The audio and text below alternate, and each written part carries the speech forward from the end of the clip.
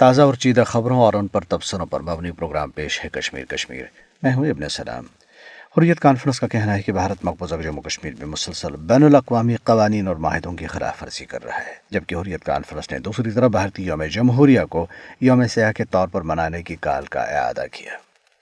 B J پی نے اجمیر شریف میں مسلمانوں کی ایک اور مقدس درگاہ کی جگہ مندر کی تعمیر کے لیے مہم شروع کر دی ہے، جبکہ دوسری طرف ہندو جنونیت سے وائٹ ہاؤس بھی محفوظ نہیں ہے۔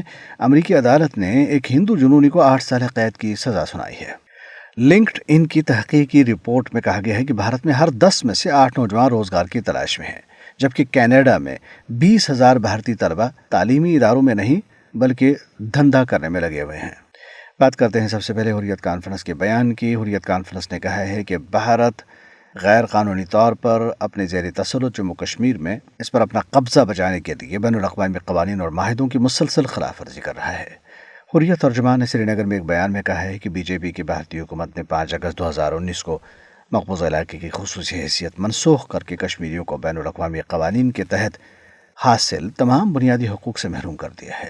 ترجمان نے کہا ہے کہ گزشتہ 77 برسوں سے جموں کشمیر کے لوگوں کو یرغمال بنا کے ان کے حقوق بھارت سلب کر رہا ہے۔ انہوں نے کہا کہ اس عرصے کے دوران جموں کشمیر پر اپنے غیر قانونی تسلط کو طول دینے کے لیے ہزاروں کشمیریوں کو شہید کیا گیا۔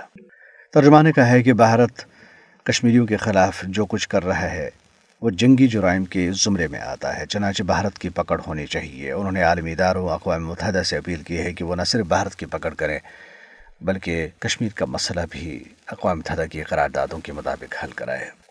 کشمیریوں پر بھارت کی مظالم کسی تعطل کے بغیر جاری ہیں اور دہائیوں سے یہ وحشانہ مشق، یہ وشس سائیکل جاری ہے۔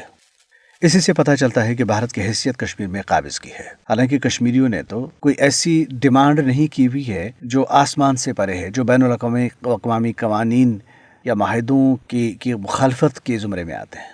وہ حق کی خود ارادیت مانگ رہے ہیں جس کا وعدہ خود بھارت کے بانیان نے ان سے کیا ہوا ہے۔ نہ صرف ان سے بلکہ انہوں نے اقوام کی برادری کو گواہ ٹھہرا کر یہ وعدہ کیا ہے کہ ہم کشمیریوں کو حق کی خود ارادیت دیں گے، کشمیر کے مسئلے کو استصواب کی بنیاد پر حل کریں گے، یہ مانتے ہوئے کہ کشمیر ایک متنازع خطۂ زمین ہے اور اس کے مستقبل کا فیصلہ ہونا بھی باقی ہے۔ بھارت کے بانیان نے 1 2 نہیں 18 قراردادوں پر دستخط کر رکھے، تحریری طور پر لکھ کے دیا ہے کہ وہ وعدہ بند ہیں کہ کشمیر کا مسئلہ اقوام متحدہ کی قراردادوں کے مطابق حل کریں گے۔ یہی مطالبہ ہے کشمیریوں کا۔